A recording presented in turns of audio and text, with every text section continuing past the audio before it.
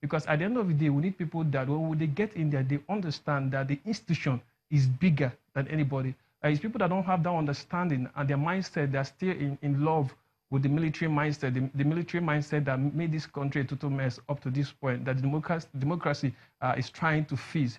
Because the truth is this, you can't have a reasonable and a sensible government in this country without a proper democracy. So what we need to do as a people is to ask ourselves questions and draw a line between...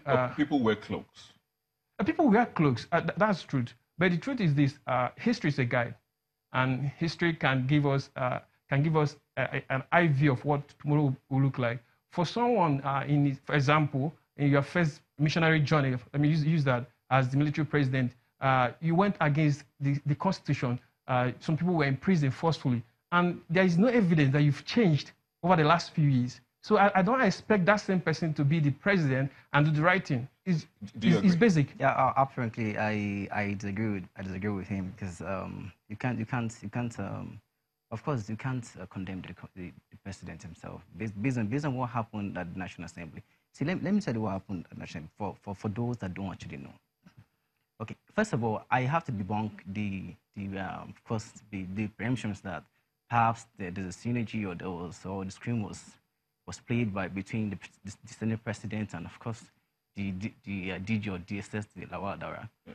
Like there's something in between the both of them that could have led to that stage play. It is not. For me, well, for those that don't know, the DSS, the edict that established the DSS is like saying the DSS is a private wing of the presidents. Not even the presidency, the president.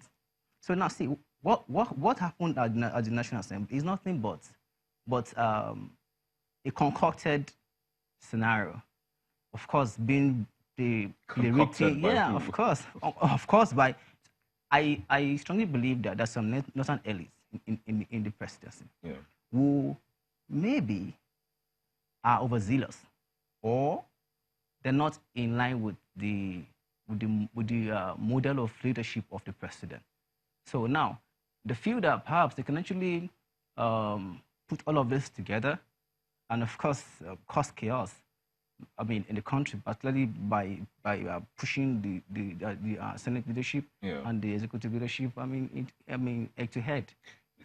So just hold it for a bit. I'll come back to you, but I know you want to respond. But let's bring Gordy into this conversation. I mean, it's getting all. So Gordy, I mean, so you could hear them. One of the things that Ogo mentioned is the fact that Nigeria's democracy is kind of evolving, and so I'm just beginning to think. I mean, from 1999, Nigeria's democracy will be 20 by next year.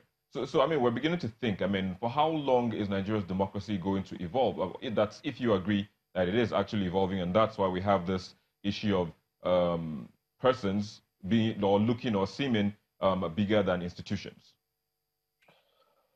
I think that there's something fundamentally wrong with Nigeria and Nigerians. It is becoming difficult to manage anything. And the democracy we are talking about, we have not come to really define what democracy should mean for us.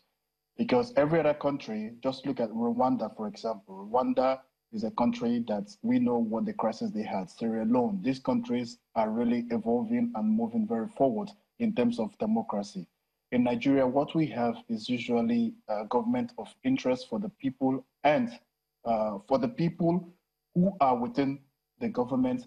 And the people who actually tries to go into government are people who are able to have the power to go into government. So the common man who democracy should benefit is never always in play during this discussion. So when they scream that democracy is in danger, democracy is in danger. And I'm asking, democracy is in danger because you think that there is a part of the institution that is existing that does not favor something that you believe in, and then you're screaming democracy is in danger. We should scream democracy in danger when we see police brutalizing innocent citizens. This is democracy. When you have the freedom to be able to make a decision to do something and not really be afraid that there is a consequence of what you do. Now, bringing it into what happened at the National Assembly, I think it is a big disgrace because we see this happening over and over and over.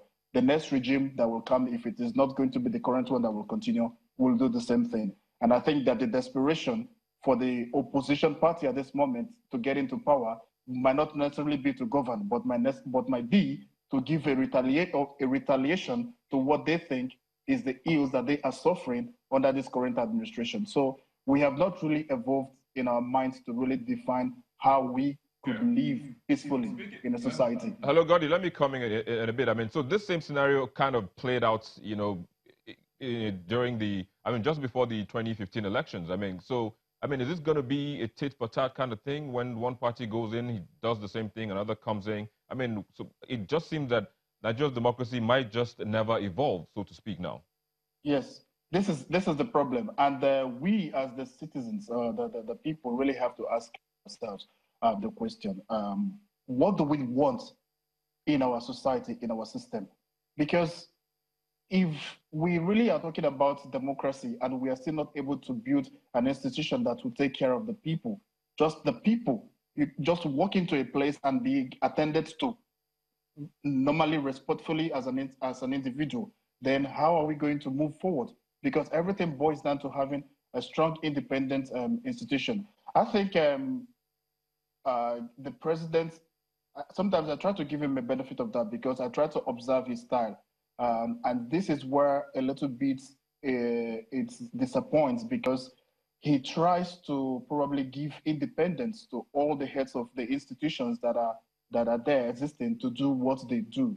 But Nigeria is not, knowing Nigerians and Nigeria is not what you just sit back, you know, in a laid back situation and let people do what they do. They hijack the whole thing. I think this is what is probably happening, because the people around the president sees that he will not interfere. And this is why you have the SSS and the police at loggerheads, SSS and EFCC at loggerheads, not able to come together in a cohesive form to really for the interest of the country. I don't buy into this. I don't buy into the story that APC plans to remove Saraki, because in the first place it's stupid. In the second place, you cannot block a place very early in the morning when you know that there are other APC members are not already there, and you start the chaotic situation. What is it? So this is not really. I don't buy that, and I don't also buy the story either that. Just hold on for me. I mean, you've been talking about what you buy and what you don't buy, but you know, just hold your thoughts for a second. Again, guys, just hold your thoughts. I know there's been a lot of, I mean, things he said that you might want to react to, but just hold it for a bit. We'll take a quick break, and we'll be back in a moment. Please stay with us.